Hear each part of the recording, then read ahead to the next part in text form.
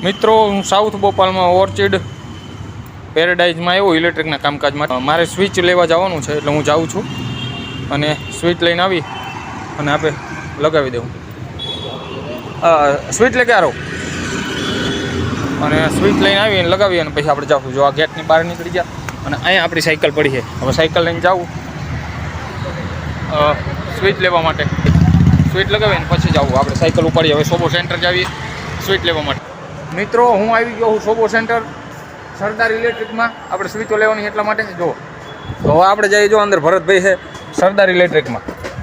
ભરતભાઈ આપી દો 3 સ્વિચો.